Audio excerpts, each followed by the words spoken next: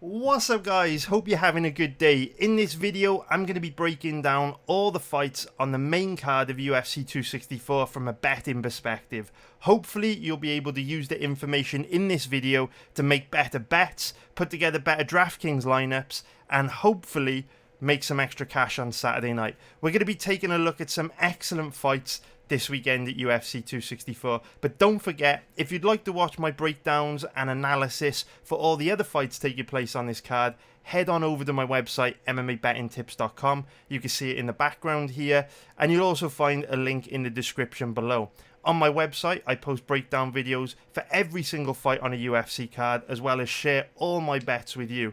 So if you don't have time to research all of these UFC fights yourself, or you'd like some advice from me, you'd like to make some extra cash betting on MMA, I highly recommend you check out my website. Every single type of bet that you'll find on there is profitable. We do great. It doesn't matter if it's pre-fight bets, prop bets, over-unders, live bets, in-play bets. It doesn't matter what type of bets they are. They're all profitable. You'll find all the profitability charts on the website. We do really well. So check it out. I think you're going to like it a lot. And if you want to see how we've been doing recently, all you need to do is head on over to my channel. You can see the Diary of a Pro Gambler YouTube channel here. And you can see that we post regular update videos on how we're doing. So you can see earlier this week, we released a video showing our profit and loss for the month of June. UFC 263 profit and loss, another progress video there. So every week we drop videos to show how we've been doing. Highly recommend you check them out. Highly recommend you join the community. You'll get a lot of value out of it and you're going to like it.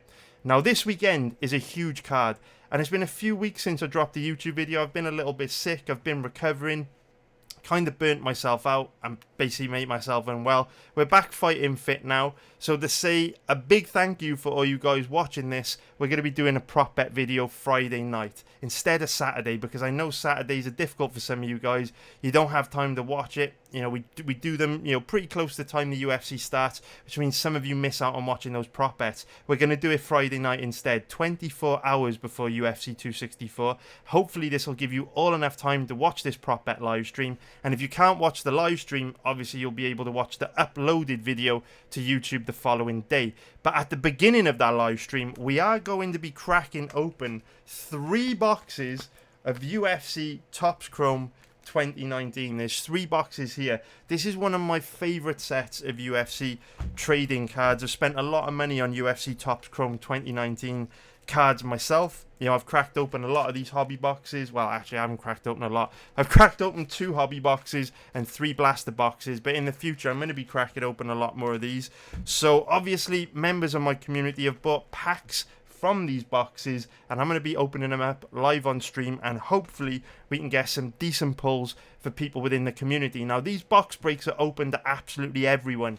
The Friday box break, where we crack open 3 of these boxes, is currently sold out, but there are some packs available for the next box break after that. If you'd like to join, all you need to do is go to MMABettingTips.com, link in the description below, go to the community tab, box breaks, and then you'll find here the time and date of the next box break after UFC Topps Chrome 2019, which is going to be the night before UFC 265 Amanda Nunes versus Juliana Pena, which is actually now UFC 265 Cyril Gane versus Derek Lewis. That's the new main event for the interim title. So I think we've got a few packs left.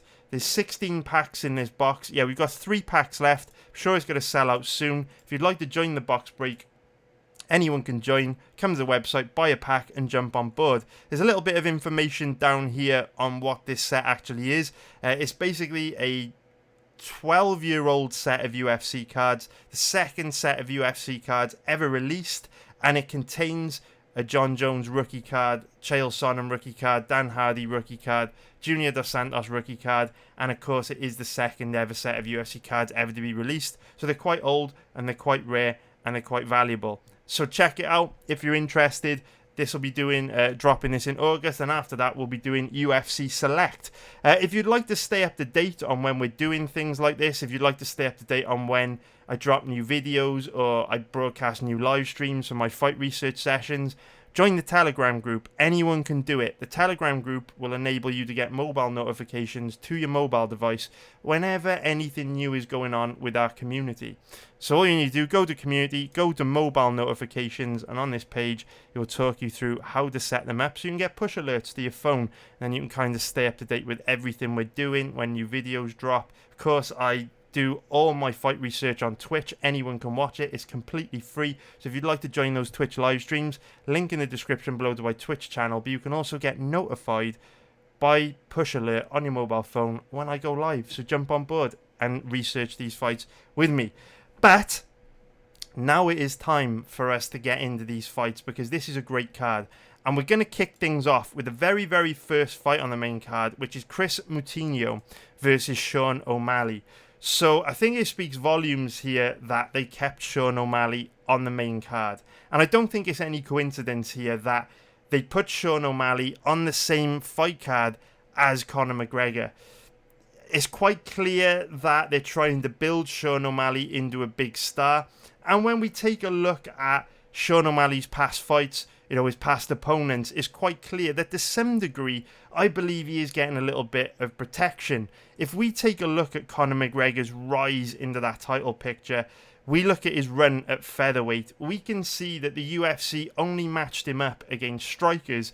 Marcus Brimage was a striker, Holloway a striker, Brandao, BJJ guy, but predominantly a striker, Dustin Poirier striker, Dennis Siver striker, Chad Mendes was the first wrestler that he got matched up against, but of course Mendes took that fight on 5 days notice and also was fighting with a broken foot, so it's not like Mendes was at his best. However, Mendes did take McGregor down at will in that fight and control him really, really easily. It was only when Mendes gassed out in the second round, after taking the fight on 5 days notice, that McGregor, had any success in that fight. Aldo's a striker, Diaz is a striker, Alvarez predominantly a striker. And of course, it wasn't until 2018 when the UFC matched Conor up against Khabib, because they didn't have any choice. Khabib was the champion. It wasn't until 2018 where we saw Conor actually have to face a grappler. And we are seeing a similar thing go on with Sean O'Malley. If we look at Sean O'Malley's record, Alfred Kazakian, striker, Terrion Ware, striker, Andre Sukumtar, striker, Jose Alberto Quinones is a grappler, to be fair, but not a particularly dangerous, not a particularly skilled grappler. Eddie Wineland, striker, Marlon Vera, striker, Thomas Almeida, striker. So you are seeing a pattern repeat itself here. Now, when the odds first got released for this fight earlier this week, because of course, Sean O'Malley was originally scheduled to fight Louis Smoker. Smoker had to pull out. When I saw the odds released on this fight about 10 days before the scheduled matchup, it did get my spidey senses tingling, because we see Sean O'Malley as one of the biggest favourites on the card. At 1.11, which is, minus 910 for an implied probability of 90%, I'm always interested in betting against a guy like Sean O'Malley in this odds range, because for me personally, he's very unproven. There are still lots of questions over certain aspects of Sean O'Malley's skill set which haven't been answered. And I think until those questions have been answered, to find O'Malley in this odds range is mostly going to be kind of crazy. Because there are so many unanswered questions over O'Malley, whenever you see him as a big favourite like this, and one of the reasons why he is such a big favourite is because of how much hype's behind him, but whenever you see him in this odds range, you've really got to take a good look at his opponent, because in order to command odds in this odds range of 1.11 minus 910, because those odds carry an implied probability of 90%, what these odds are saying is O'Malley has pretty much no way to lose this fight. And the only way that should ever be the case is when all questions around the fighter have been answered. So like if GSP was a huge favourite, or Cyborg, or Jose Aldo, you'd be like, fair enough, because we know everything about them. We know their chin, their gas tank, their striking. We know how they react when they're put in bad positions. We know their takedown offense. We know what they're like working their way back up to their feet. So many of those questions have not been answered about Sean O'Malley yet. But I do feel like this is one of those situations where hype is really playing into the odds. And I see it in the trading card community. I'm a big fan of UFC trading cards. And Sean O'Malley's cards command a price that is greater than a lot of fighters who are a lot better than him. You know, they command a higher price than a lot of UFC champions when O'Malley is largely unproven. We've never seen O'Malley defend a takedown. You know, we've never seen O'Malley fight a really good grappler. And so whenever I see O'Malley in this odds range, I'm always looking to bet against him. So when I started researching this fight this week, I was really hoping that Chris Moutinho would be a grappler. Of course, his Tapology picture is very promising. He's got the cauliflower ear here. I thought, you know what? If this guy's a grappler, even coming in on, you know, less than 2 weeks' notice, he's going to have a pretty good shot of causing O'Malley trouble here, because O'Malley's body type, where he's got that long, lean, skinny frame, usually suggests his takedown defense won't be great, because, you know, guys with that long, skinny frame means they don't always have the best takedown defense. If you can get in on their legs, quite easy to upset their balance.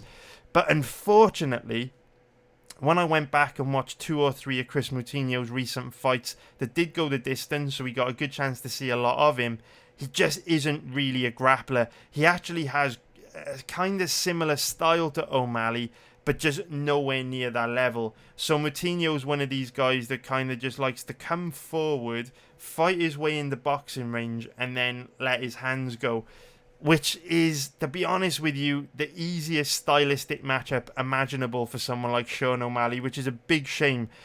And another sign to me that the UFC are trying to give Sean O'Malley some protection, because O'Malley has obviously been training for Louis Smoker. You know, you don't really want to throw a young, inexperienced guy who's only 26 years old like O'Malley a curveball close to the time of the fight when you're trying to build him up, right? You don't want to give him a completely different stylistic opponent to Smoker, or someone that may be able to exploit some of the weaknesses that O'Malley may or may not have. We don't know if they are weaknesses because we haven't seen them. He hasn't really been tested in many ways. And so what's very interesting about Chris Moutinho is that he has a very similar style of striking to Smoker.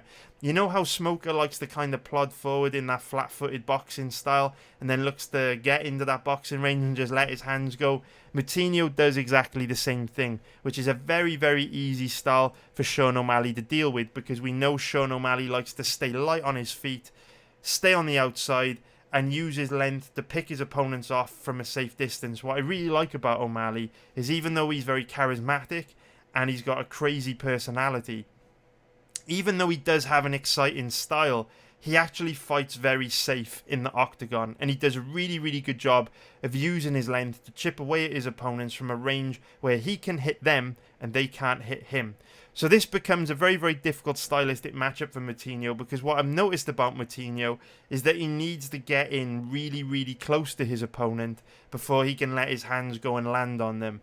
And unfortunately for Moutinho, O'Malley doesn't play that game. As soon as you get close enough to him where he feels you could land, he just uses his length to circle away from you or back up and move outside of a range where you can then land.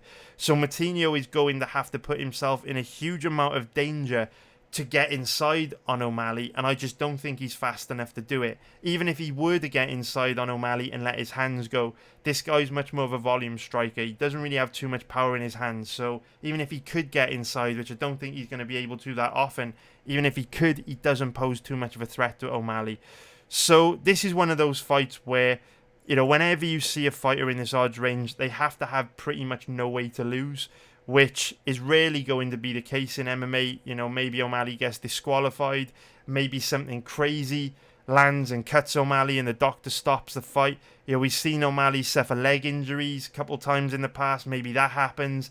You know, there's all kinds of crazy shit that can happen in MMA which could result in O'Malley taking a loss. So with an implied probability of 90%, there's just no upside in betting O'Malley here. But at the same time, I don't really see anything Moutinho can do to cause O'Malley a problem. Doesn't mean with the craziness of MMA, Moutinho can't find a way to win, but skill for skill, this is a very easy stylistic matchup for O'Malley, and he should absolutely dominate this. So this one's going to be a pass from me. Probably no surprise to you if you're familiar with my betting style. But, you know, just one of those things, man. Hopefully Moutinho can make it interesting, but I do think this matchmaking is a sign that the UFC are for sure trying to build O'Malley up. No coincidence they kept him on the main card of a Conor McGregor fight. Now let's take a look at the next fight between Irene Aldana and Yana Kunitskaya. So let's talk about the fight between Irene Aldana and Yana Kunitskaya. So this is one of those fights where going into the research session, I felt really confident that Irene Aldana would be a good bet.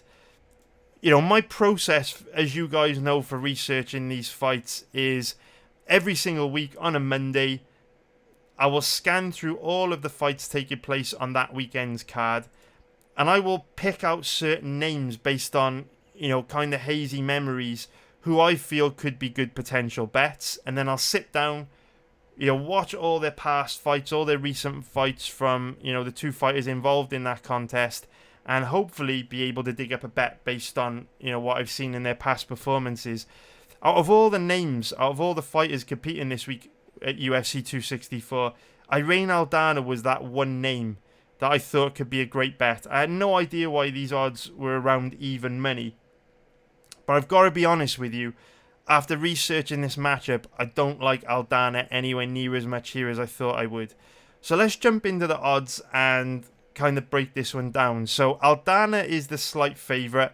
Our odds are around 1.83, which is minus 120 for an implied probability of 55%. If we take a look at the odds on Yana Kunitskaya, she's also going to be around an implied probability of 50%, actually bang on 50%. Odds at 2.0 give us an, you know, money line odds plus 100. So in the eyes of the bookies, this is very, very close to a 50-50 fight, which initially was confusing to me, because from my perspective, based on my hazy memories of what both these girls do well, Yana Kunitskaya doesn't really have any striking, doesn't really have any wrestling. Every single Yana Kunitskaya fight looks the same. All she tries to do is tie her opponent up, drive them into the cage, and just wear on them for 15 minutes in the clinch.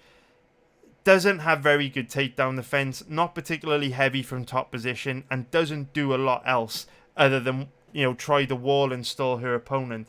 Now that style will become more difficult for Yana now that the UFC are doing events back in full arenas with fans, because of course we know referees feel more compelled to separate fighters in the clinch or stand them up on the ground. When there's a stalemate, obviously the crowd gets on the referee's back and then they feel compelled to step in, put the fighters back in kickboxing range where there's more action. So that will hurt Yana, because when she's in the clinch, even though she stays busy with like short punches and knees, she's not really doing much damage. And so, you know, to some extent, if Kunitskaya does get her clinch heavy game plan going here against Aldana, that may work against her a little bit, but Kunitskaya doesn't bring a lot else to the table. Now when we think of Aldana, we think about the bigger version of Alexa Grasso, right? They trained together for a very long time, and Aldana's footwork's very good, her movement's very good. She's absolutely huge for a bantamweight at 5'9". She's one of the biggest bantamweights in the division. But we also think about Aldana as being one of these young, improving prospects. But at 33 years old, she isn't. She's quite old, and it's kind of now or never for Aldana. I'd actually say that watching some of Aldana's recent fights against Holly Holm, Ketlin Vieira, Vanessa Mello, particularly Raquel Pennington, there are some signs that Aldana is starting to go backwards, and I've been really unimpressed with her over the last few years. In Invicta, her boxing looked amazing. She had a great jab, brilliant combinations through a really wide range of strikes, but somewhere along the way in her UFC career, I feel she really lost confidence in her boxing, and now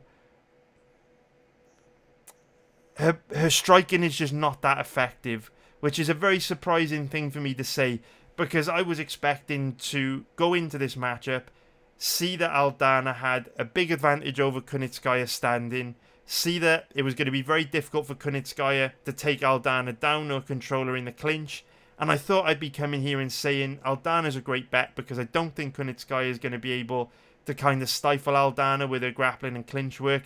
Therefore, Aldana should be able to keep this fight standing and pick Kunitskaya apart in a kickboxing match. I'm not sure that's the case anymore, which is a crazy thing for me to say. My massive main issue with Aldana is that her striking is painfully inaccurate.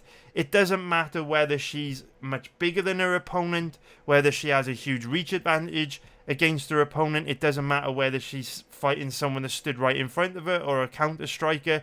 She just really struggles to land. You know how you have a fighter like maybe Caitlin Chukagian or a Holly Holm that throws a lot of volume but not a lot lands, right? A lot of the shots fall short. Aldana is like that, but worse. And it's a very strange thing. Like, she looks the part, she moves well, but it's almost like she lacks that bit of confidence to take that extra step and get into a range where she can land. And so her striking is actually painfully ineffective. When she lands, she hits very hard, she looks very technical, but there's just not enough of it. Aldana's good moments are very, very few and far between, which is a very big shame, because I do think it could lead this fight to be very, very close, which is obviously the reason why the odds are roughly where they should be, right? Roughly around even money. Like, if we take a look at the stats on this fight, if we take a look at Irene Aldana, where are we? Yeah, we can see striking accuracy 40%. But what you'll notice about that stat, if you really look into Aldana's past fights, is that it's getting worse. So, for example, if you look at Aldana's accuracy against Leslie Smith, where are we? Do we have the accuracy stats? Kind of do, right? Kind of do. Significant striking percentage. It's going to be percentage of strikes landed, sorry. So, you know what? This does kind of tell a bit of a story. So I've picked the stats from Leslie Smith because I feel it illustrates the point the best. We know Leslie Smith has really bad striking defense, right? Leslie Smith is one of these fighters that just likes to come forward, put a lot of pressure on you. She's got that Diaz style. She's there to be hit. It is not difficult to land on Leslie Smith. Look at the numbers from Aldana.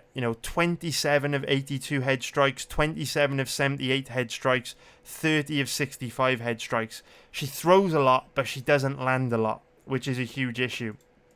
Now, Kunitskaya has bad striking defense, no real boxing. She's got a very kicks-based style of striking, but because she does good work in the clinch, because she's quite persistent, because she's game, because she's quite scrappy, I'm worried that this is going to be one of those fights where Aldana doesn't have much success with her boxing because she doesn't land a lot, and Kunitskaya is able to out-hustle her in other areas, turn this into a close fight, and this end up being one of those matchups where, it could kind of go either way. Another issue that I have with this fight is that in the last sort of 2 months, the judges in Vegas under the Nevada State Athletic Commission have not been great. So when I look at a fighter like Aldana, she doesn't land very much. She's not really going to try and take this fight to the ground. She may allow Kunitskaya to control her for an extended period in the clinch because she doesn't have the best fight IQ. With how bad the judges have been in the last 2 months, I just don't see either of these girls, either Aldana or Kunitskaya, going out there and putting on a dominant performance. And with the way the judges have been, with there being a pretty good chance that this fight ends up being razor close and going to a split decision, it just doesn't make sense for me to bet either one of these girls in that even money odds range, either one of those girls in that coin flip odds range, when I can't trust the judges to get it right, even if Aldana did go out there, keep the fight standing, and slightly edge Kunitskaya when it comes to striking. So this one is going to be a pass from me, which is surprising for me because I thought Aldana would be one of the best bets on the card, but that is the way it goes. I definitely would not recommend betting this fight. Hope you found that useful. I definitely still lean Aldana, but the fight's, I think, going to be a lot closer than I initially thought. Let me just take a quick drink.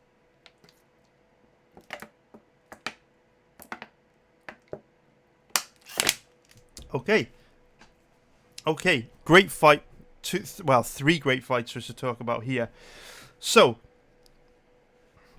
now let's talk about the fight between Greg Hardy and Tai Tuivasa. So let's get into the fight between Greg Hardy and Tai Tuivasa. So I've mentioned this week how Aldana was one of the first names that jumped out at me as a potential bet when I started researching these fights this week. And Tai Tuivasa was another name that jumped out at me as a potential bet this week. I thought that Tuivasa and Aldana would be great bets this week. But when I watched Aldana, I was quite disappointed by what I saw from her in her recent fights. And you know what? Something crazy happened researching this matchup. I was even more disappointed in Tai Tuivasa when I went back and watched his recent fights. Hardy versus Tuivasa was actually the first fight that I researched on this card because I was so high on Tuivasa coming into this matchup purely from a stylistic point of view. I thought that with Hardy having a tendency to slow down as the fight progressed due to his asthma, I just thought with Tuivasa having that amazing gas tank for a heavyweight, he'd be able to put a pace on Hardy that Hardy wouldn't be able to keep up with, take over in the second half of the fight, and I thought it'd be a very good matchup for Tuivasa. Don't feel that way anymore. Let me explain why. So we start off by taking a look at the odds on this one. We can see that Tuivasa is currently around about a 1.77 favourite, which is minus 130 for an implied probability of 57%. And if we take a look at the odds on Greg Hardy, his odds have declined quite a bit actually. Not actually quite a bit, a little bit. His odds have declined a little bit, which means he's now about an average of 2.10, which is plus 110 for an implied probability of 48%. So, another fight which is very, very close to 50-50 in the eyes of the bookies. Obviously, with them slightly towards Tai Tuivasa. So, to the naked eye, to someone that is perhaps, trying to use kind of hazy recent memories on how this fight is likely to go, or someone wiki capping this fight, I've already explained kind of the logical opinion on this matchup, right? We know that Tuivasa is very, very tough. He's got a granite chin. He's got a style that is predominantly based in boxing. And we know that despite his appearance for a heavyweight, he's got an amazing gas tank. And we know that Greg Hardy, in his last couple of fights against Maurice Green and Marcin Tybura, his struggle with asthma appears that it's kind of caught up with him, where he slowed down in his last two fights and struggled a little bit in the second round. He managed to get a finish against Maurice Green in round 2, but just before that, he was looking very, very tired. So logically, the logical opinion on this matchup is that Tuivasa is going to be able to come out, put a pace on Hardy that he won't be able to keep up with, take over in the second half of the matchup, and it'll be a good fight for Tuivasa. However, like we always say, the devil is in the detail, and when we dive into this matchup and take a closer look at everything and consider all possible outcomes, my lean has actually flipped to Greg Hardy here. So I've done a complete 180 on this fight. When I first started researching this matchup, I thought Tuivasa would be one of the best bets on the card. Now I actually lean towards Greg Hardy, which is hugely surprising for me. So why do I like Hardy here? Well, we've spoken about the fact that he suffers from asthma, and that has reared its ugly head in his last two fights against Tybura and Green. Again, I know he beat Green, but you've got to overlook that outcome. If you go back and watch the matchup, it's clear that Hardy was very, very tired by the end of that first round. What is very interesting, though, about Greg Hardy is that we've seen two very different sides to him. We've seen him go pretty much the distance in 3 fights, right? Or he did go the distance in 3 fights, sorry. And he didn't slow down against Ben Sazzoli, Alexander Volkov and Jorgen De Castro. In actual fact, his gas tank looked very good. But then he did gas very, very badly in his last 2 fights against Maurice Green. And again, more recently, against Marcin Tybura. So what happened there? Is this a sign that Greg Hardy is declining? What could be going on? Well, it is definitely possible that Greg Hardy could be declining. Obviously, he used to be an NFL player. I don't know a lot about Hardy's career. Don't really follow NFL that closely. But I'm assuming that he's made a lot of money in his career and he may not have to fight, right? Fighting may be a passion project for him. And after a couple decent fights, perhaps he's just thinking, you know what, this isn't for me. He's kind of just going through the motions, running through his UFC contract. That's a possibility.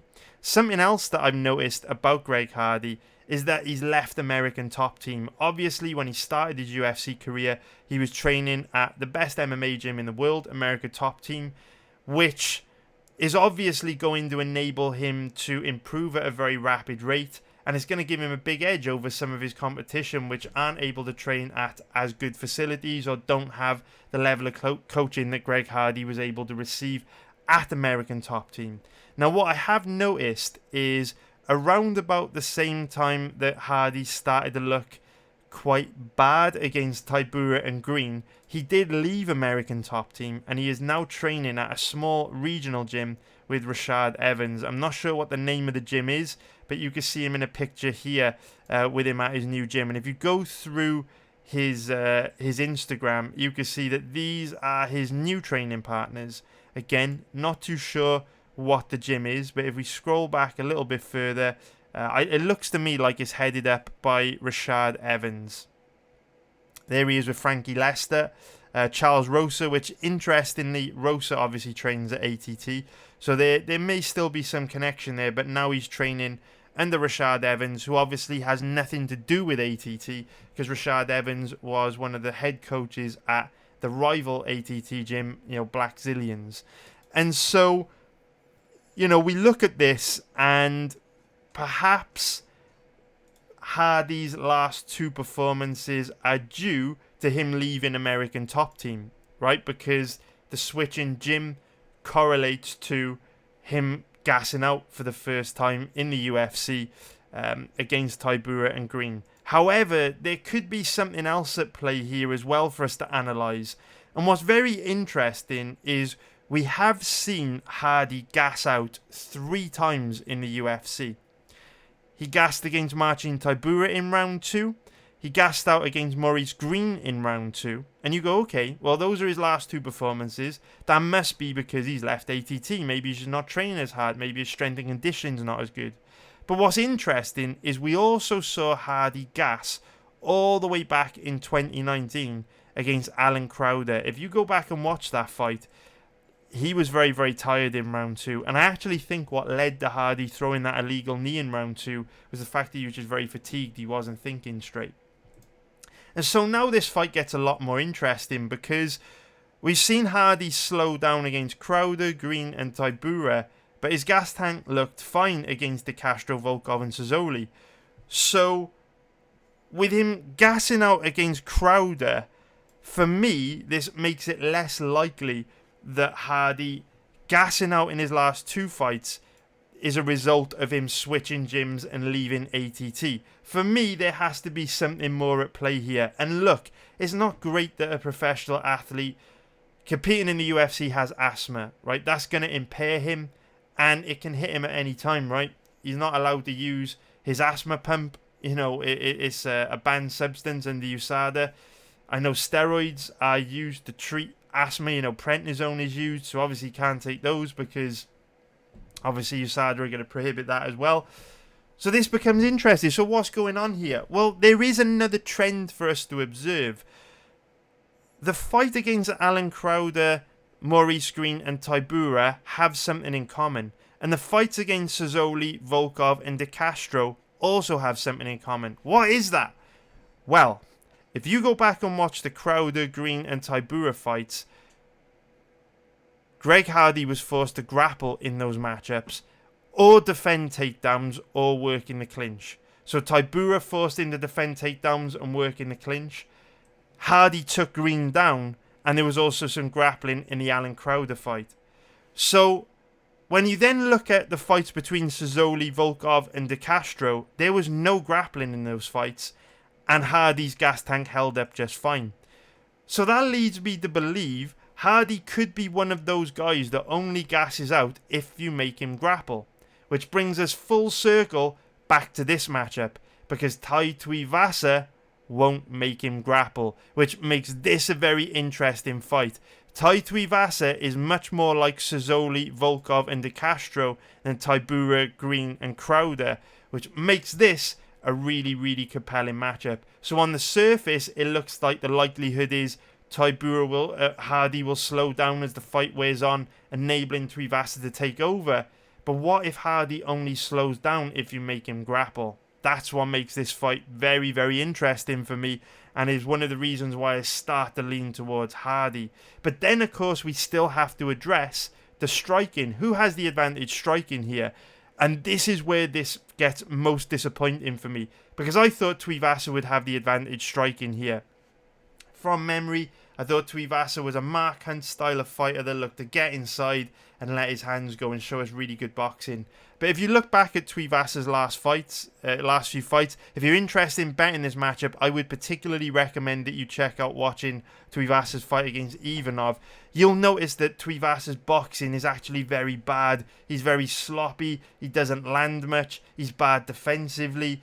And just a very low-level striker, which is incredibly disappointing for me to say, because I really wanted to like Tuivasa in this fight.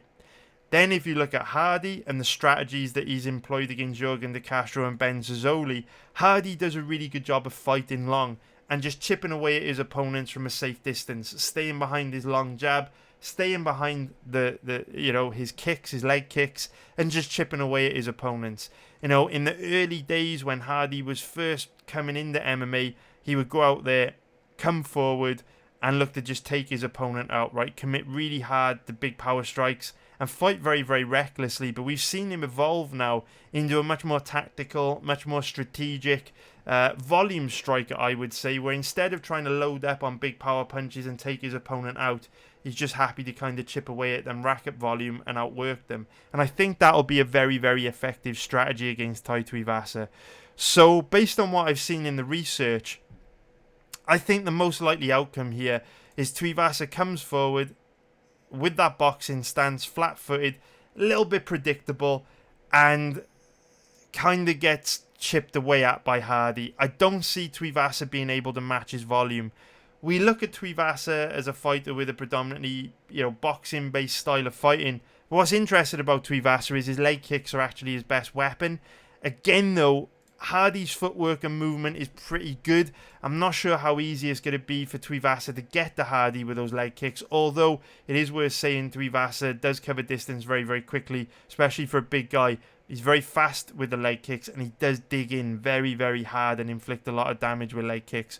So that is one big part of victory for Tuivasa here, but his boxing for me doesn't cut it. I think Hardy has the advantage with boxing. I can't even believe I'm saying that. So if we bring this fight back to what everything I've just said means from a betting point of view, I do lean towards Greg Hardy here, but for me personally, I cannot bet him because it's just not smart for us to bet on professional athletes that suffer from asthma. We don't know how that asthma is going to impair his performance this weekend. We don't know if he's going to have an asthma attack. We don't know if he's going to gas out. Maybe him slowing down his last two fights is a result of his asthma flaring up and getting worse, or the fact that he's left ATT. Maybe he's lost motivation. Maybe he realises after a few tough fights he's probably not going to be UFC champion, so maybe he's not that interested anymore. So there's no way I would bet Tuivasa here, because I think that if the fight does stay standing, which it probably will because both these guys are primarily strikers, I think it's going to be very, very difficult for Tuivasa to land on Hardy. I think Hardy does a really good job of fighting long, staying behind that long jab. So I'm not interested in betting Tuivasa here, but I also don't want to bet on Hardy because his asthma issues. Both guys are in that even money odds range. I don't think you're getting a great risk to reward ratio on either fighter. So for me, this is an easy pass, but an interesting fight because Tuivasa was a big, big, big, strong initial lean for me. And after doing research, I feel completely different. Hope you found that useful. Let's now take a little drink. This is brought to you by our sponsor, Buxton Water, who aren't a sponsor, but I'm fucking thirsty.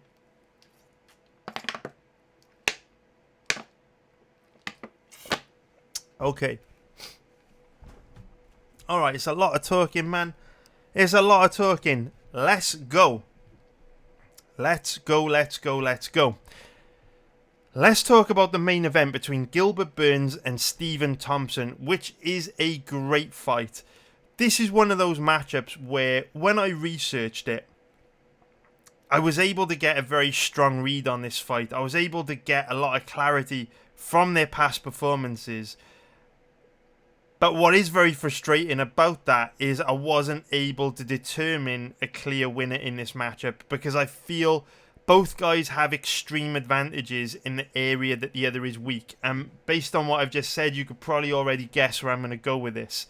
Let's start off by taking a look at the odds. So Stephen Thompson currently around about an average of 1.62, which is going to be minus 161 for an implied probability of 62%. If we take a look at the odds on Gilbert Burns, he's currently around about an average of 2.35, which is going to be plus 135 for an implied probability of 43%. So this fight is roughly 60-40 in the eyes of the bookies, and to be honest with you, I completely agree with those odds. And if I were capping this fight, if I was setting the odds for the bookies, that's where I'd put the odds as well. This is one of those fights which is very, very difficult to bet on, because there are big unanswered questions that will determine the outcome of this fight. But because we don't have the answers to those questions, it makes it very, very difficult to predict the winner beforehand. Of course, this is a classic striker versus grappler matchup.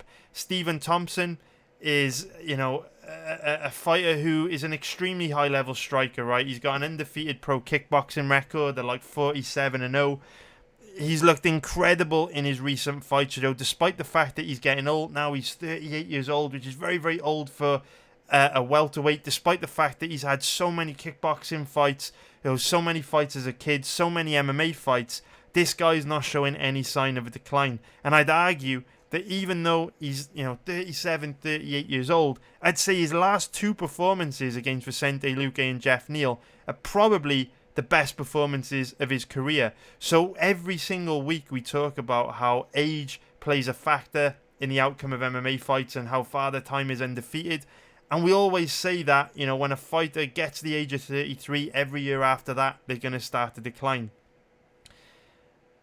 38 years old for a welterweight is extremely old. And you would expect Thompson to be, on a pretty major decline right now.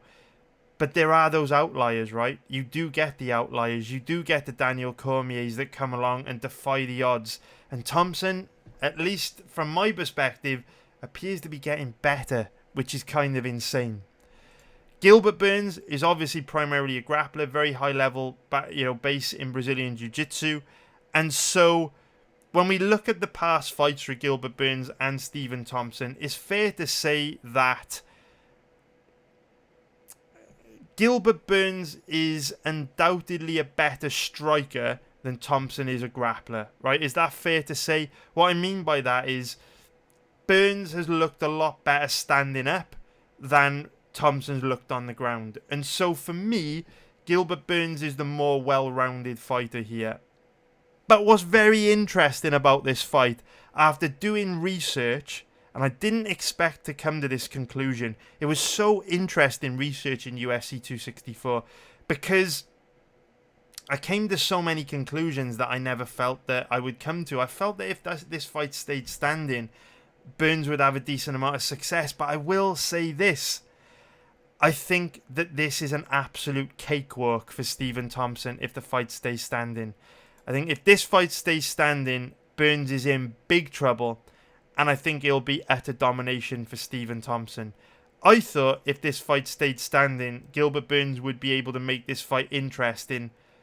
But I don't think he's going to be able to. I honestly think Thompson will dominate if this fight stays standing, which makes this a very, very, very interesting fight from a betting point of view, because if Burns can't get this fight to the ground, he's going to struggle very bad. So then obviously this is a great situation for us to be on, or this is a great situation for us to be in, right, as gamblers, because we now know what question needs to be answered in order for us to bet this fight.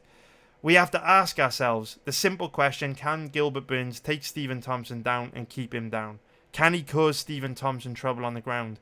And because Gilbert Burns has had almost 25 pro fights, because Thompson's had over 20 pro fights, there's tons of footage available on these guys.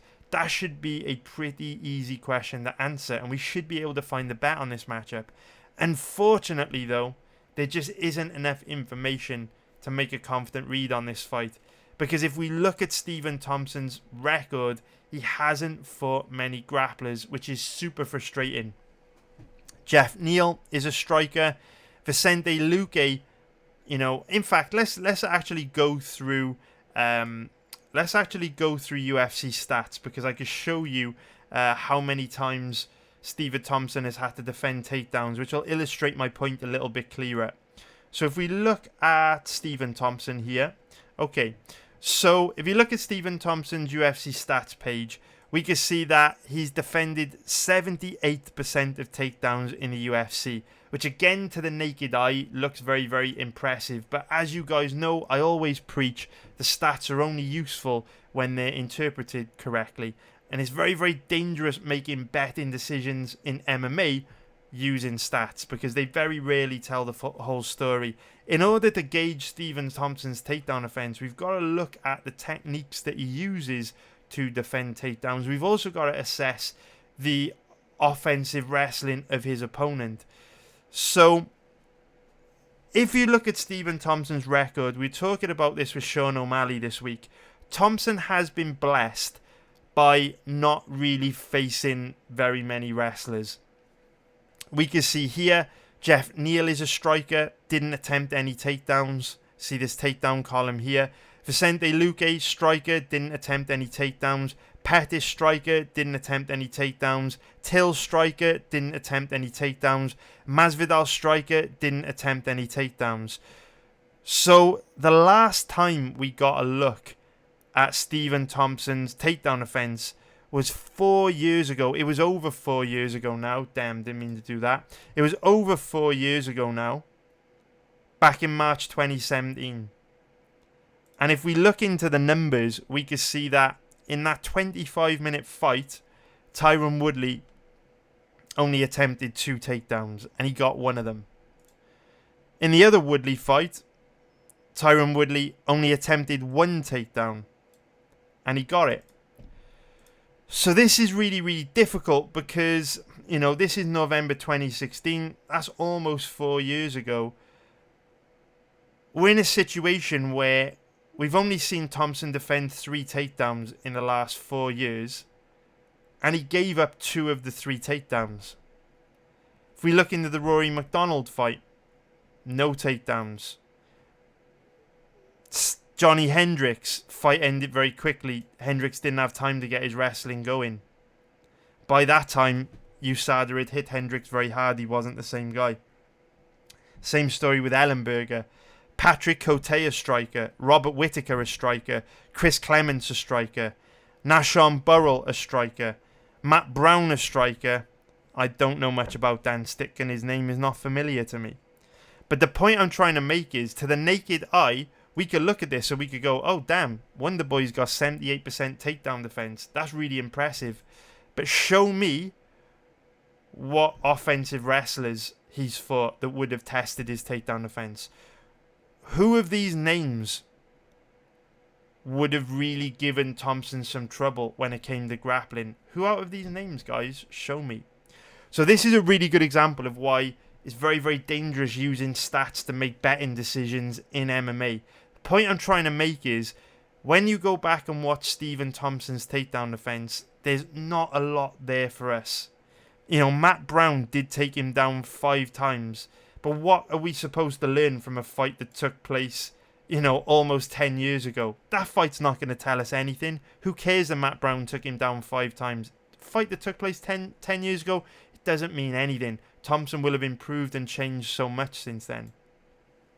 So the difficulty here is, even though Stephen Thompson's very experienced and we've got tons of footage available on him, because of the type of opponents that he has faced haven't tried to take him down, or when they haven't been particularly good offensive wrestlers, we don't really know anything about Thompson's takedown defense. What I can tell you from the Tyron Woodley fight is that his initial takedown defense looks extremely good. And what I mean by that is, when guys first shoot in, because Thompson's footwork is so good, he's so athletic, his balance is so good, and because of his high-level striking, he's very good at reading his opponent's movement. Thompson's extremely good at sensing that initial takedown entry and dealing with it when his opponent first comes forward. Very, very good at that. He shows good balance. There's a good ability of clearing his legs, getting his back over to the cage, where he can start using the cage as a base defender takedown. That side of Thompson's takedown offense looks great to me. My concern with Thompson's takedown offense is when Woodley used a little bit of chain wrestling, he got Thompson down really easily. And even more concerning is Thompson looked very, very weak off his back. When Thompson was taken down, he didn't really show any ability to try and work his way back up to his feet. Instead, he just tried to hold on to his opponent and stifle them in the hope that either the referee would stand them up, or maybe he just wouldn't take any damage and then get into the next round where he could start to get his striking going. So that's a big concern for me, because when a guy gets taken down and they don't try and work their way back up to their feet, they just kind of hold on. What that says to me is they're not confident in their ground game, and so they don't want to move because they don't want to give their opponent an opportunity to jump on a submission or pass their guard and put them in a worse position. They're happy to just hold on, stay safe, neutralize whatever their opponent's trying to do, and live to fight another day and get into another round. So Thompson looked very low level on the ground to me. So this fight is really, really complicated. It's impossible to predict before the fight takes place, because based on what I've seen, Stephen Thompson has a huge advantage over Gilbert Burns standing, but Gilbert Burns does have a decent double leg takedown entry, and he does have a decent amount of chain wrestling to his game as well. So Burns does have the offensive wrestling to test Stephen Thompson in a way we have never seen Thompson tested before. And we don't know how Thompson's going to react to that. We don't know if Thompson's going to be able to keep the fight standing. And if he does get taken down, we don't know if he's going to be able to survive and work his way back up to his feet. It's impossible to call based on their past fights. And do not listen to anyone that tells you differently. If anyone tells you to bet Gilbert Burns or Stephen Thompson this week, they either don't understand MMA or they haven't done their homework properly. Because there is a massive, massive unanswered question here, and we cannot call this one until we have seen that question answered. Now, the bookies, judging by the odds, are capping this 60-40 in favour of Thompson. I agree with that, just because fights start standing, and like I say, that initial takedown defence is very, very good from Thompson. Burns is only going to be able to get this fight to the ground if he really gets that chain wrestling going. Burns isn't a natural chain wrestler, but he does have it in his skill set. So, unfortunately, even though this is a very, very interesting fight, it's not one I can bet. I've got to pass, but I hope you found that useful. And, fingers crossed we can make some money on this one in live in-play betting. We now move on to the next fight, the main event. And of course, we have already discussed this fight a lot this week. If you look at my YouTube channel, if we go to the YouTubes, we can see that earlier this week, I streamed my research for this fight, right? Did a 3-hour-long live stream on this fight. And this was an interesting one, man. This was an interesting one. Let me just take another quick break. This was an interesting research session. And I also want to say a big thank you to so many of you that joined me, right? This stream has had almost 2,000 views. I'm sure it'll hit 2,000 views by Saturday. But we actually had 150 people watching the stream and participating in the stream. And I love these group research sessions because I always say that the only place that you will find honesty when betting on MMA is in the fight footage. Forget about the embedded videos, forget about the press conferences, forget about the fighter interviews, forget about what Ariel Helwani says or what Dan Hardy says or what the MMA media says or what any other of these YouTube prediction channels say. Forget about them all.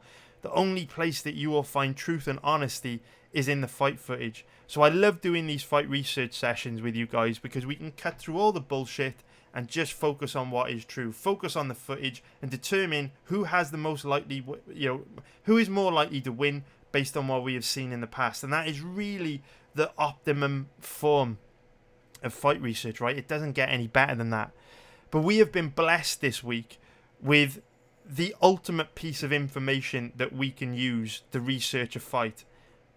And that is, of course, seeing these guys already fight very, very recently. I always say, man, you can make this as easy or as hard as you want it to be. You can make making money betting on MMA as easy or as hard as you want.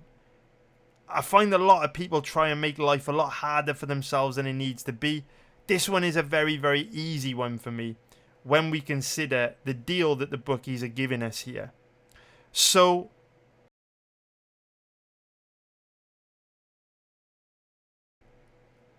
right, just pop that in your head. 6 months ago, Dustin Poirier beat Conor McGregor. And now, 6 months later, we've got an opportunity to bet Dustin Poirier in the even money odds range. If we look at the even money odds range on this fight, we can see that Dustin Poirier, currently the slight favourite at average odds of about 1.80, which is minus 125 for an implied probability of 56%. And if we look at the odds on Conor McGregor, he's currently around about an average of 2.08, which is plus 108 for an implied probability of 48%. Now, I absolutely hate putting videos like this out on YouTube about fights such as this. I really, really, really dislike it.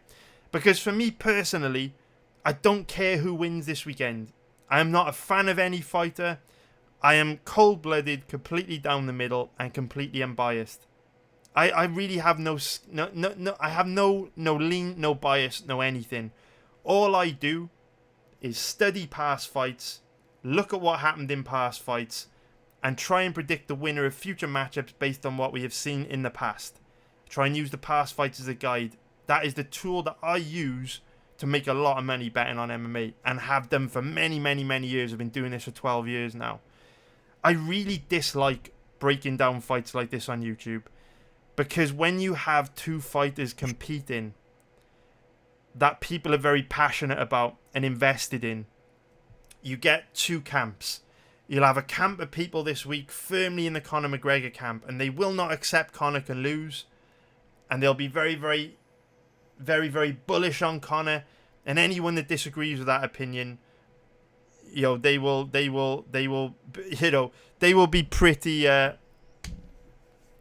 They will not treat them too kindly, put it that way. And then you'll have the other camp of people in the Poirier camp, right, that won't show Conor any respect, will disregard all his past achievements, and they will believe Poirier will win 100% of the time. They won't accept any chance that Conor can win this weekend.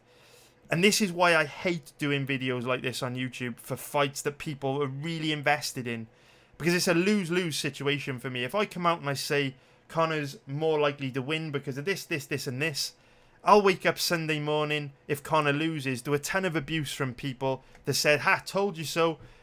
Poirier was 100% going to win. There's no way Poirier could lose. How could you ever say Conor would win?"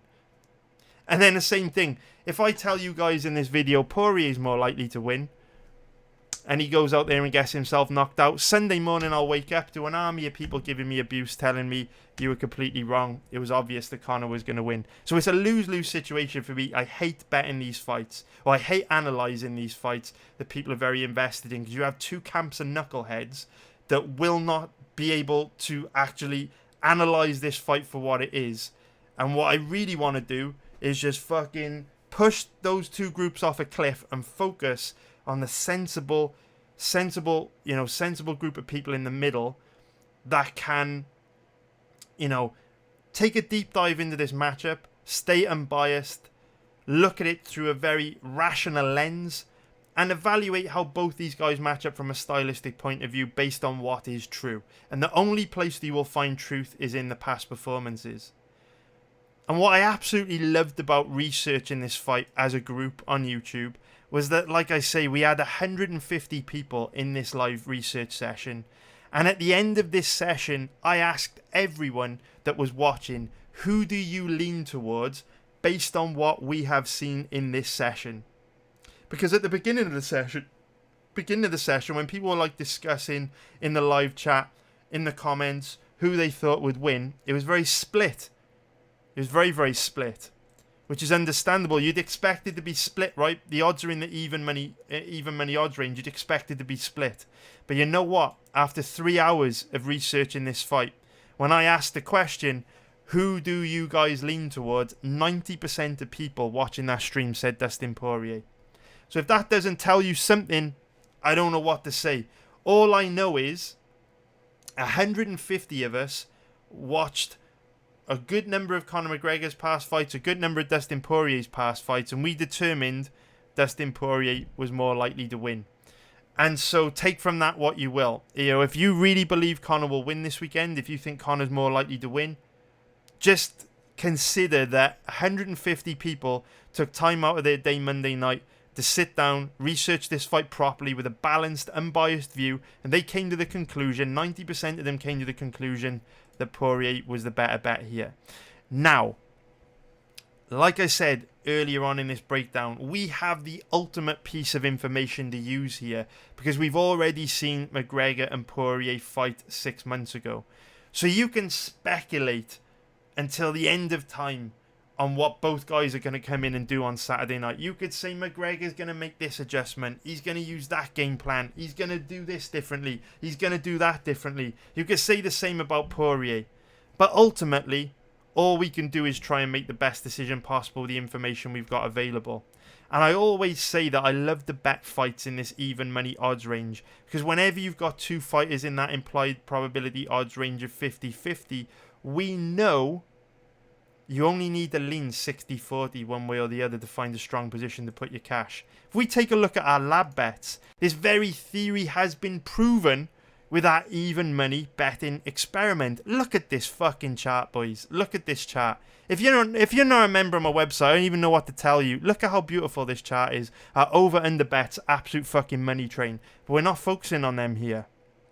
We are focusing on the even money bets. Because we have theorized that when you have two fighters in the even money odds range, irrespective of what the odds are, based on our knowledge of the sport, our fight research, and our ability to gamble effectively, I've been making money betting on MMA for 12 years. Based on these factors, we should be able to outperform the betting sites on fights in an even money odds range of between 1.65 and 2.30, which I believe is minus 154 to plus 130. We should be able to outperform the bookies based on us knowing more than them, and we fucking have.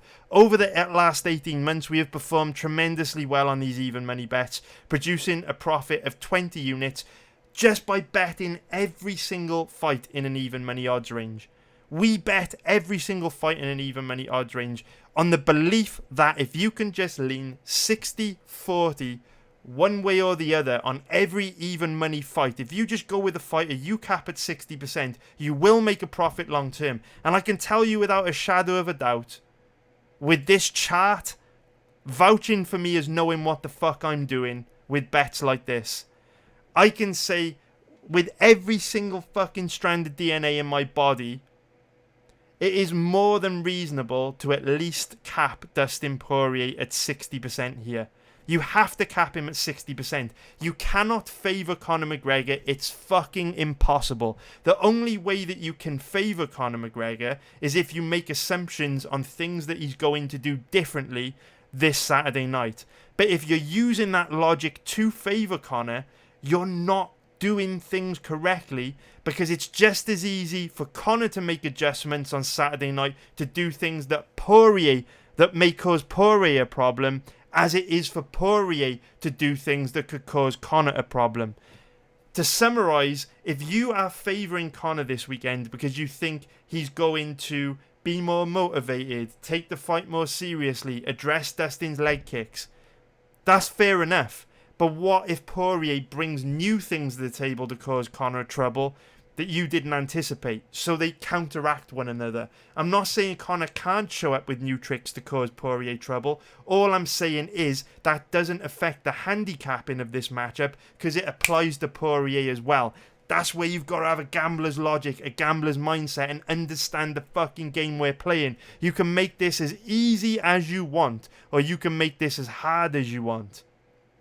And don't make it harder for yourself. 6 months ago, we saw these two boys fight, and Dustin Poirier beat the fucking brakes off Conor McGregor. It wasn't a contest. Some people will say Conor landed some shots. Some people will say Conor won round one. Some people will say Dustin was in trouble. it was a pretty comfortable fight for Dustin Poirier. If you go back, watch it in the cold light of day, without commentary, without any bias, and you understand MMA, Poirier was very comfortable in that fight, and we're going to talk in a lot of detail about why he was comfortable, so don't worry, we're going to get into it. But I think that we should maybe explore some of the X factors in this fight, to start off with. Let's go deep on this one, because I know a lot of you are interested in this. I know that, the odds in that even money odds range present us with a good opportunity to make some cash. So the X factor, a really, really big X factor for me, is that Conor McGregor has kind of lost his way a little bit. And I think a big mistake that people are making coming into this fight this weekend is a mistake that I've also made myself. Conor is a great salesman. He's very charismatic. He's one of my favourite fighters of all time, and I love him to death. But Conor is very, very good at marketing himself, and marketing is one of the most powerful forces in the universe. It forces us to buy into products and services and concepts that we wouldn't necessarily be interested in without that marketing. And so Conor McGregor is very, very good at selling you on a story. And I think a big mistake that people make with Conor is that they assess Conor's ability in 2021 based on his career in his entirety. They look at Conor for all the great things he did at featherweight, for all the great things he did before, punching an old guy in the bar and the sexual assault allegations. They judge Conor on the young, hungry bull that wore a fancy suit and a gold pocket watch to the press conferences. Instead of assessing what Conor is capable of in 2021 and what Conor brings to the table in 2021, they kind of look at him as a whole. And I think from a betting point of view, that's a huge mistake, because a 32-year-old athlete does not move the same as a 27-year-old athlete. Now, I am a huge fan of Dan Hardy. He's one of my favourite fighters of all time. I think he's the best analyst in the game. I think he's absolutely brilliant. I'm not taking a shot at Dan Hardy. I fucking love Dan Hardy. But when you look at a lot of breakdown videos covering this fight, I feel when they talk about the positive things that Conor does, I feel they go back in time to performances that show Conor in his best light. And based on what I've seen, I don't believe Conor's capable of performing at that level anymore. For a few reasons. If you go watch Dan Hardy's breakdown for this fight, and I do recommend that you do, because Dan Hardy's brilliant, you'll learn loads from him. But what you'll notice about Dan Hardy's breakdown, and a lot of people that are building a case for Conor McGregor winning this fight, is a lot of the footage that Hardy uses to illustrate the things that Conor has done very well throughout his career. He uses very old fights. He'll use the Dennis Siver fight, which was 6 years ago. He'll use the Eddie Alvarez fight, which was 4 years ago. And for me, that version of Conor just doesn't exist anymore. If you go back and watch Conor's fights, at featherweight, at 145 pounds, all these fights, what you'll notice is, if you play Conor's fights at featherweight alongside his fights at lightweight, he looks like a completely different athlete. At featherweight, he's very lean, he's very skinny, and he uses a lot of footwork and movement. He's very light on his feet. He's got that sideways taekwondo stance, and he's in and out. Very, very fast. He's either all the way out to a range where he can't be hit, or all the way in, throwing that long, powerful straight left. He's an absolute nightmare at featherweight. His footwork, his speed, his accuracy, it was all very, very difficult to deal with. But since Conor McGregor's moved up to lightweight, I know that the Nate Diaz fights are at welterweight, but we'll throw them in there too because they're higher weight classes than featherweight. Since Conor McGregor has moved up from featherweight, he is a completely different fighter. Way more flat-footed, way slower, and just doesn't have that kind of in-and-out taekwondo style anymore. Now, some people coming into the fight this weekend are saying, You know, what happens if Conor does come in with that style, right? It would help him avoid the leg kicks. It would make it more difficult for Poirier to land the leg kicks. And on top of that, it would also make it harder for Poirier to get to him. You know, it would be more difficult for Poirier to get his boxing going, because that in and out style means, you know, Conor's not really in a range for him to be hit like when he stood in front of you, like we've seen in his recent performances against Poirier, Khabib and Diaz, where he utilised a much more boxing heavy style of fighting. You know, what happens if Conor kind of turns back the clock and comes in with a performance like he did at featherweight? For me, this is not possible. For me, Conor McGregor is a fighter that has very much lost his way. What we talk about every single week in my live in-play betting group is pacing, and how certain styles of fighting need different energy levels, you know, different amounts of cardio. And what you'll notice about MMA fighters is that in order to use a lot of footwork, like in order to be like an Edson Barboza or a TJ Dillashaw that stays very, very light on their feet and they're constantly moving, like Dominic Cruz's style of fighting is insane. That guy never stands still. He's always moving. He's always light on his feet.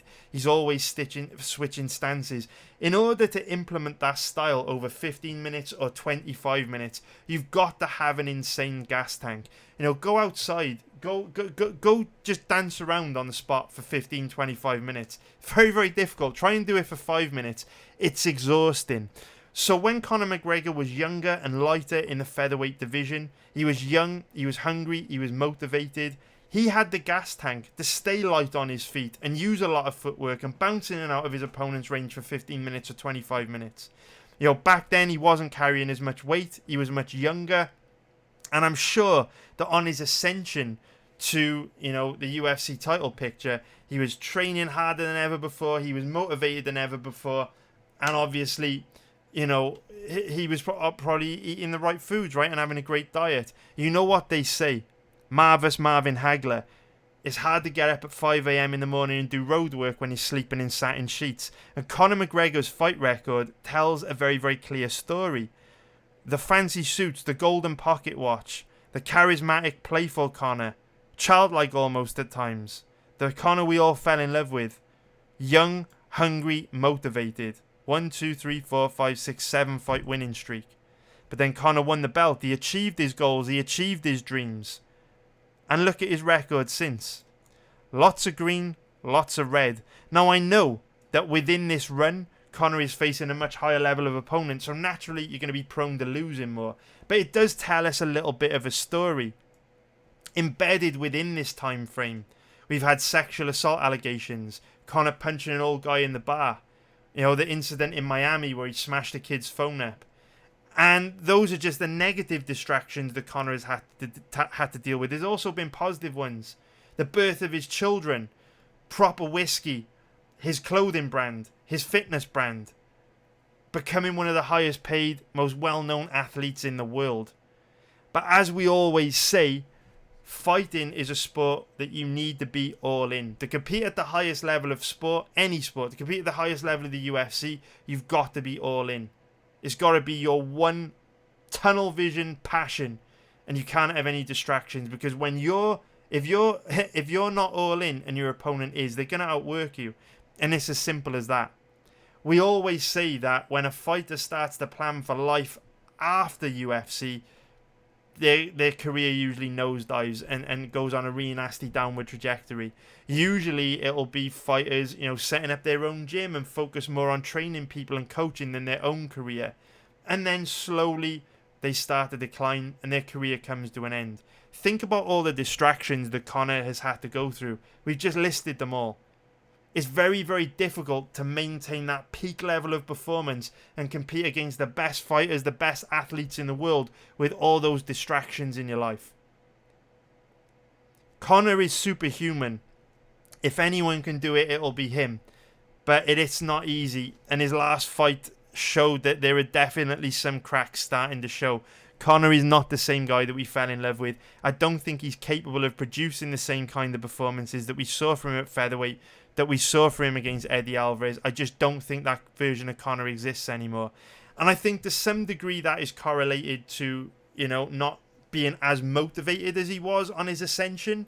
I also think it's the fact that Conor's getting older. You know, you look at when Conor was back at his best, 2014, 2015. You know, that's like 6 or 7 years ago now.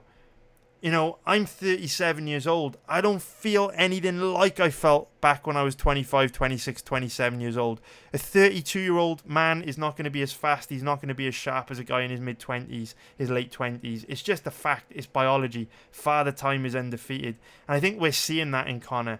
And I think he's a fighter that's lost his way, where he built a career off lots of footwork and movement.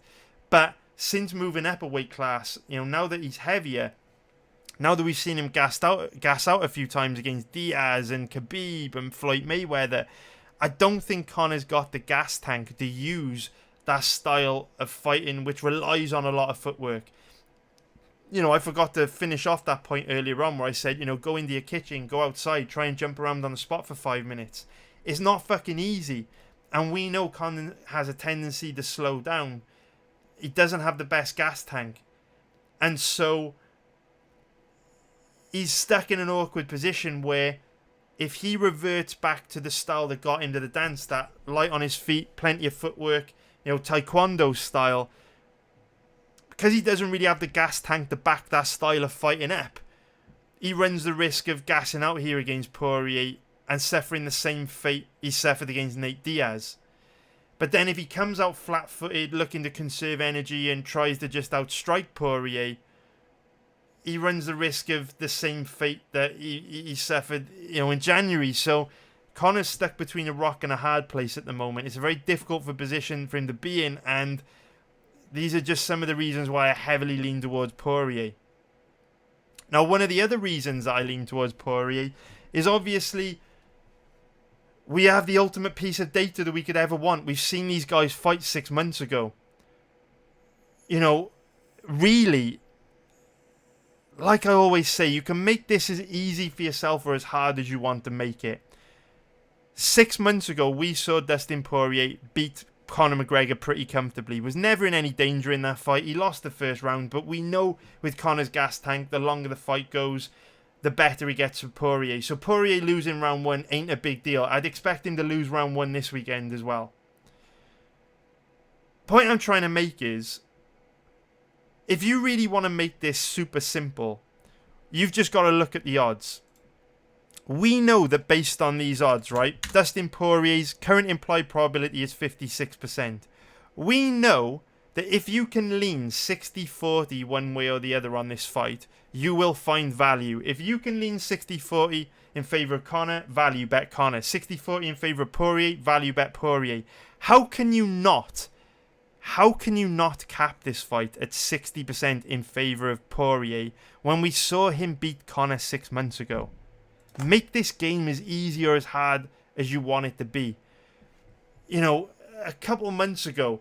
last month, we researched the fight between Deiveson Figueiredo and Brandon Moreno.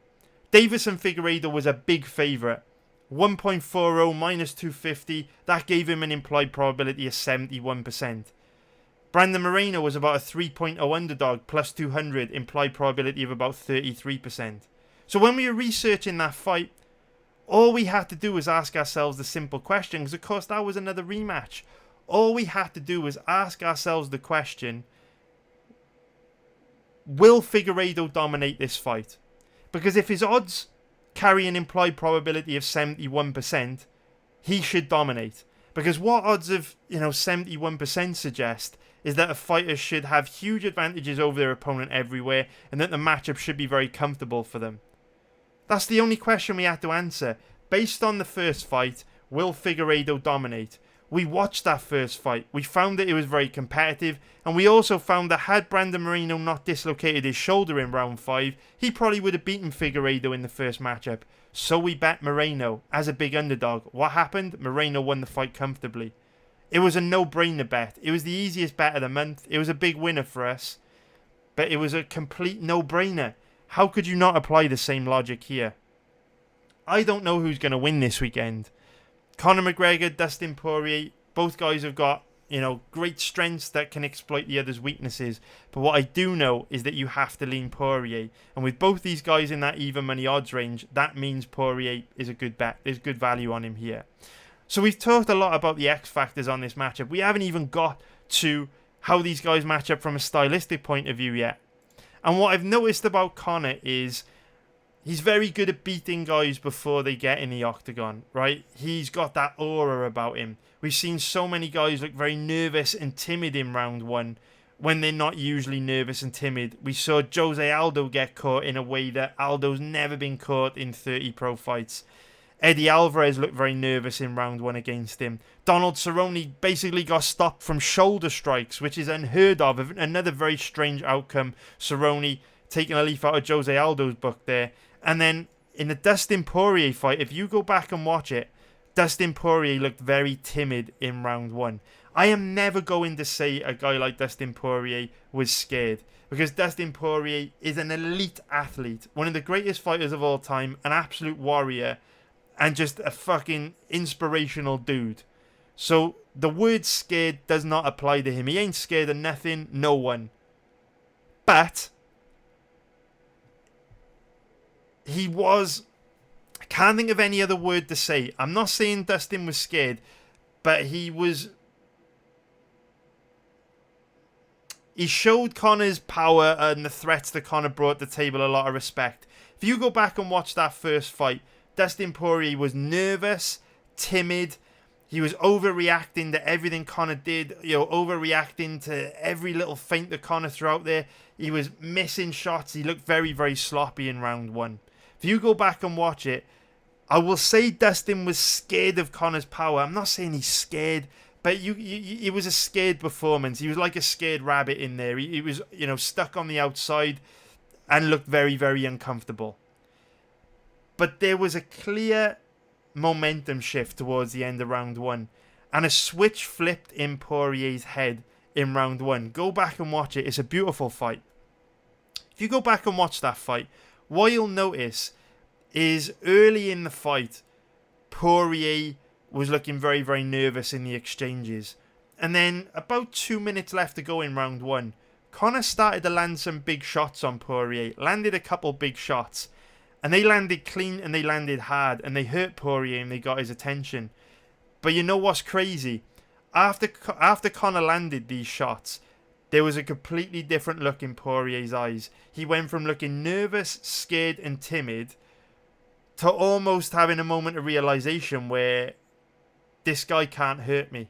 It was crazy if you go back and watch it. But it was almost like Poirier woke up to the fact that he could take Conor's shots. And as soon as he felt he could take Conor's shots, he just looked incredible, man. Like, you go back and watch it. He was getting the better of every boxing exchange. He was looking confident. There was great footwork. He was throwing a wide range of strikes. He was looking much more accurate. He was mixing up his leg kicks with his boxing very effectively. And from then on, he just dominated. He looked brilliant. He completely outclassed Conor. And we know that fighting is 90% mental, right? GSP said fighting is 90% mental, it's all in your head. And Conor has built up this aura over the years of beating guys before they get in there with him. Intimidating them, putting so much pressure on them that they break and buckle under the pressure. But since Nate Diaz beat Conor, I think guys are finding Conor human. They don't respect him as much. And so he doesn't have that same ability to destroy guys mentally that he had before. And that's why I think Poirier is likely to win this fight way more dominantly in the rematch than he did the first time around. Because in round one, Poirier didn't perform well. He was nervous, he was timid, because he showed Conor a lot of respect. The amount of confidence that Poirier is going to take from that first fight into this rematch is just going to enable Poirier to start much faster and fight much more effectively than he could last time. And of course, earlier on, we were talking about maybe Conor coming in with new tricks and new skills and new tactics that could cause Poirier trouble. But what happens if Poirier does the same? What happens if Poirier comes in with a grappling heavy game plan? Takes Conor down, wears him out in the early rounds. Similar to what Khabib did, so that Conor doesn't lack the power in his hands to hurt Poirier into that third, fourth and fifth round. And I just want to address something very, very quickly that I know people will bring up in the comment section, so I kind of need to tick it off. There will be some people that have not researched this fight that will say Poirier said he was hurt in round 1. He said Conor almost knocked him out. We really, really need to address this because for me, Poirier is a very smart, intelligent, strategic businessman. And I do not believe Poirier was in any danger or hurt that bad in that fight at all. I just don't think he was. Now, I know some of you will be like, but in the post-fight press conference, Poirier said he was rocked, and if Conor would have followed up, he would have got him finished. I think Poirier's a very smart guy. All I will say is, I watch 4 to 5 hours of fights 6 days a week, and I have done for the last 12 years. I watch a lot of fighting. I'm very, very experienced at this. It's very difficult to make money betting on MMA, and I've got a long track record of making money betting on MMA on every single type of bet you could ever imagine. I know what I'm talking about. And I could tell you Poirier wasn't in any danger in round 1. He was super comfortable. Did Conor land some big shots? Yeah, for sure. Did Conor hurt Poirier with some big shots, particularly the right uppercut? Fuck him for sure. Was Poirier close to being knocked out or wobbled or dinged or anything like that? Absolutely fucking not. He was so comfortable, it was unbelievable. So why did Poirier say he was hurt really bad? And why did he say Conor was close to finishing him? Because he's fucking smart, that's why. He was very, very, very, very smart. I'm not calling Poirier a liar. I'm calling Poirier a good salesman and an astute businessman. If you go back and watch the fight, what is the first thing that Poirier says at the end of the fight in the interview in the octagon? He goes 1-1. We're 1-1. Conor won the first fight, I won the second fight. And when you have a big win, what's the first thing you say in your post-fight interview in the octagon? You call for a title shot. Poirier had just beat Conor McGregor in one of the biggest fights of the year on a big pay-per-view card. You would have expected him to say, I want the winner of Charles Oliveira versus Michael Chandler. I want to be the lightweight champion. I just beat Conor. I'm the best lightweight in the world. I want to fight for the belt. That ain't what Poirier fucking said. What did Poirier say? We're 1-1. I think we need to run it back and do it a third time. Find out who the better man is. That was the first thing that Poirier said. And why the fuck did he say this? Because he wants the big payday. There's a lot more money for Poirier in fighting Conor a third time than it would be fighting for a belt. He's very, very smart. As soon as the fight ended, he started campaigning for a third fight against Conor for another big payday. And why would he do that? Why would he say... What? No, sorry. Rewind. So what is the best way to secure a third fight against Conor? Sell everyone on the fact that the last fight was competitive. Right? No one's talking about seeing Moreno and Figueiredo anytime soon. No one wants to see a Figueiredo-Moreno rematch. Why? Because Moreno pretty much dominated Figueiredo. It wasn't a contest.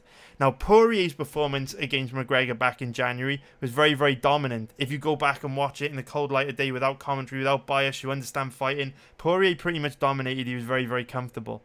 Yes, Conor won round 1, but, you know, it's always going to take you a little bit of time to feel Conor out. Conor beats everyone in round 1. If you go back and watch it, it was very, very comfortable for Poirier. So if Poirier comes out and says, he didn't do shit to me, his shots didn't hurt me, once I warmed up, found my range, figured him out, you know, I just knocked him out, it was an easy fight. If Poirier comes out and talks like that, talks a lot of shit, demeans Conor's ability, demeans his skill set, demeans his ability to cause him trouble, it's much less likely he gets a third payday and a third fight. But if he comes out and tries to sell everyone on the fact that he was hurt more than he was, he exaggerates a little bit more than Conor's shots hurt him more than they did, if he sells everyone on the fact that the first fight was more competitive than it actually was, well, guess what? It's more likely he gets a third big payday. Very, very smart from Dustin Poirier. And so, I just think Dustin's a very smart businessman. So, that brings us full circle, and we're pretty much done here. I think I've said everything that I want to say. I think if Poirier and Conor come in like they did looking last time, same outcome. Poirier's going to cause Conor big trouble with the leg kicks. He's going to take a little time to work Conor out, find his range, but then he's going to get the better of the boxing, especially as the fight wears on and Conor gets tired, and he's going to start to pick Conor apart. Maybe Conor comes in with some new tricks which complicates the fight. Maybe Conor knocks Dustin out in round 1. It is worth noting, I have said throughout this breakdown video, I only cap Dustin at about 60%. But you're barely better than a coin flip. I'm giving McGregor a really good chance of winning this fight. McGregor's very dangerous, particularly early on. And it's not like Poirier's got a granite chin. We know he can get dinged. But what I'm saying is, don't overcomplicate things. You could bet both these guys in that even money odds range. Dustin Poirier was very comfortable against Conor just 6 months ago. We're getting a very good risk to reward ratio on our money if we bet Poirier. Virtually a 1-to-1 risk to reward ratio. Whereas wherever you bet on him, you roughly get back only a little bit less. Make life easy for yourself and bet Poirier. Why would you bet Conor in this fight? Makes absolutely no sense. So anyway, hope you found that breakdown useful. Let me know what you think in the comments below. Thank you so much for watching. Don't forget, prop bet live stream this Friday night. And if you really appreciate this content, check out my website, mabettingtips.com. Link in the description below. And if you don't want to check out my website, maybe just hit the like button and subscribe to my channel. Thank you very much for watching. Really appreciate it. Take care, guys. Have a great week. And I'll see you very soon. Nice one, guys.